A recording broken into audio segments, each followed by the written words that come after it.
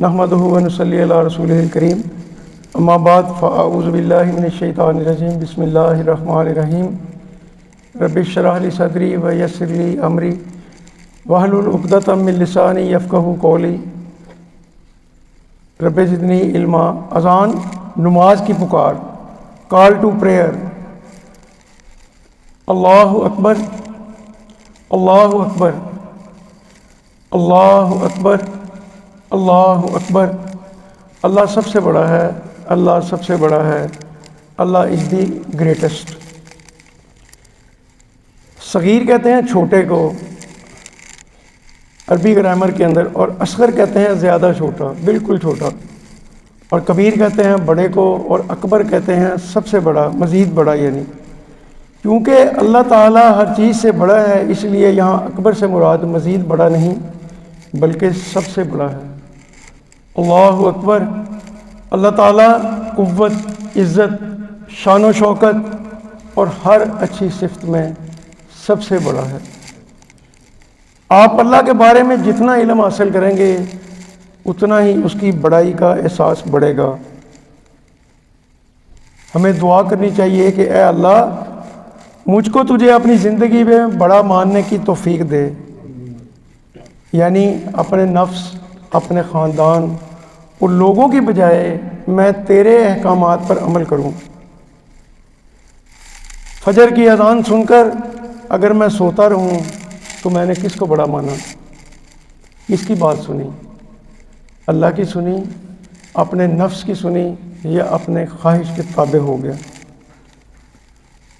اشہد اللہ الہ الا اللہ، میں گواہی دیتا ہوں کہ نہیں ہے کوئی معبود سوائے اللہ کے۔ اشہد اللہ الہ الا اللہ، I bear witness that there is no ilah except Almighty Allah۔ شہادت، شہید، عینی شاہد، گواہ۔ ان میں نے کہ، لا میں نے نہیں ہے، الہ میں نے کوئی معبود، اور الہ کی جمع ہے آلہۃ۔ الہ سوائے، اس کے دو مطلب ہیں، سوائے بھی ہے مگر بھی ہے، اور اللہ اللہ کے۔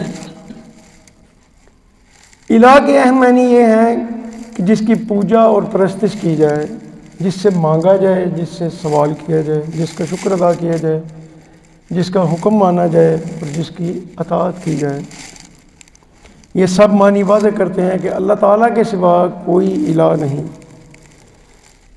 میں گواہی دیتا ہوں، میں شہادت دیتا ہوں کہ میری باتیں، میرا عمل، میرا گھر، میرا اسکول، میرا کالج، یونیورسٹی، میرا آفس، میرے کاروبار، میرے دوسرے معاملات، یہ سب بتا رہے ہیں کہ کیا میں اللہ سے سب سے زیادہ محبت کرتا ہوں، کیا میں اسی کو خالق، مالک، رب مانتا ہوں، ساری کائنات کا حاکم مانتا ہوں، اس کی عبادت اور اطاعت کرتا ہوں، کیا میں اسی سے مدد مانگتا ہوں، کیا میں اس پر بھروسہ کرتا ہوں؟ اس کا جائزہ لینا بہت ضروری ہے۔ اشہد ان محمدن رسول اللہ، اشہد، میں گواہی دیتا ہوں، ان کہ محمد صلی اللہ علیہ وسلم رسول اللہ، اللہ کے رسول ہیں۔ I bear witness that Muhammad is the messenger of Almighty Allah صلی اللہ علیہ وسلم۔ محمد کے معنی ہے جس کی خوب تعریف کی گئی ہو، اور رسول اللہ، اللہ کے رسول، رسول کی جمع رسول ہے۔ یہاں بھی آپ گواہی دے رہے ہیں کہ اللہ اور اس کے رسول صلی اللہ علیہ وسلم سے سب سے زیادہ محبت کرنے والا میں ہوں، جب آپ یہ کہتے ہیں، یہ سنتے ہیں۔ قرآن اور آپ صلی اللہ علیہ وسلم کی سنت کو حق و باطل کی کسوٹی مانتا ہوں۔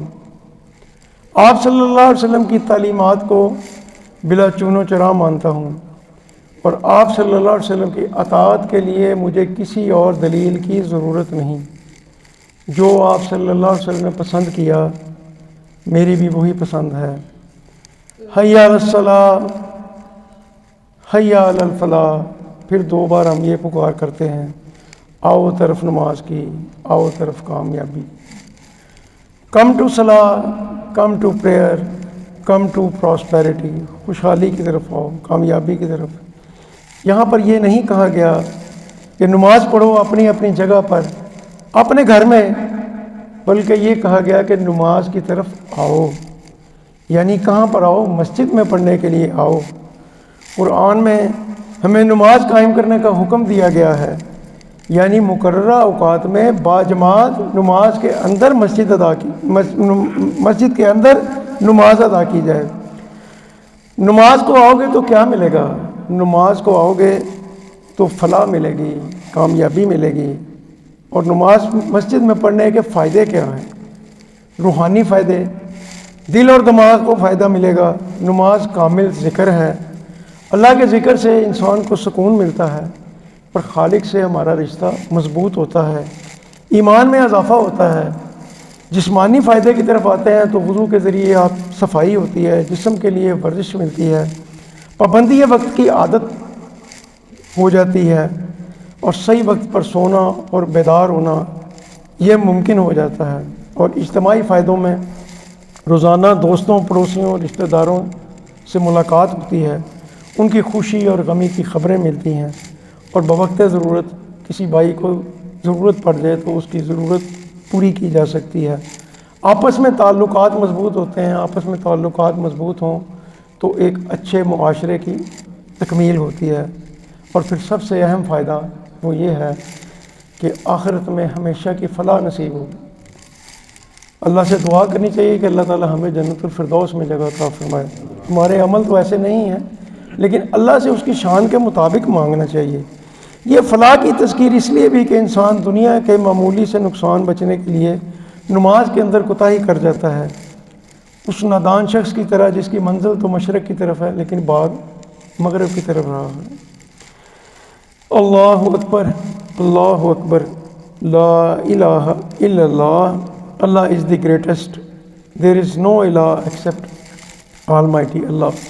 اور آخر کے اندر پھر وہی کلمات جس سے اذان شروع ہوئی، مگر یہاں گویا اس بات کا اعلان ہے کہ اس کی بڑائی کو مانتے ہوئے آ جاؤ، آ جاؤ۔